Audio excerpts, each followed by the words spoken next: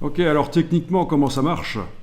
On a donc une brush ici qui, à l'origine, était peut-être, c'est pas moi qui l'ai faite, elle est livrée avec l'Illustrator, c'était peut-être juste un trait au fusain, au charbon sur du papier. Donc c'est censé représenter le grain du papier. Elle a été sans doute vectorisée, ce trait a été vectorisé et a été transformé en forme. Et donc, toute cette forme, qu'on appelle une forme artistique, ça fait partie des 5 types de formes qui existent dans Illustrator, toute cette forme, elle s'étend tout le long d'un tracé, de chaque tracé. Ah oui, ici je vais faire commande H, cliquer à côté pour faire réapparaître les sélections, en fait.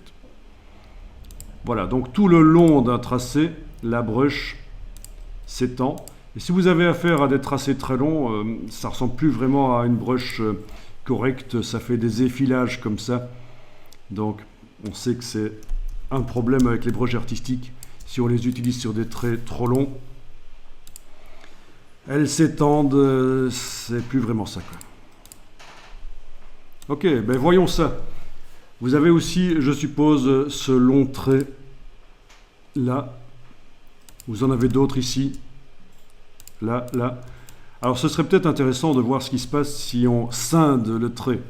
Alors vous avez derrière la gomme, vous avez l'outil ciseau qui permet de scinder un tracé. Donc il faut que le tracé soit sélectionné. Ensuite, avec les ciseaux, vous allez cliquer sur le tracé. Ça le scinde en deux. Voilà. On peut encore cliquer. Voilà. Et du coup, on a la brush qui maintenant ne s'étend pas tout le long du tracé. On a créé des portions de tracé artificiellement. Ça peut être intéressant.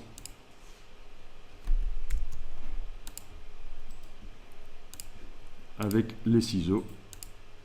Voilà. Ici, je viens juste d'utiliser le raccourci de la flèche pendant que je suis avec un outil. Je ne vais pas aller réactiver la flèche quand je veux activer une autre forme. J'utilise la touche commande sur le clavier ou touche contrôle sur le PC. Voilà, c'est la flèche et on peut aller sélectionner autre chose et voir ce qui se passe si on scinde. Ok. Alors, comment est-ce qu'il faut scinder? Qu'est-ce qui donne le mieux? Ça, c'est des tests à faire. Est-ce qu'il faut réellement scinder les tracés?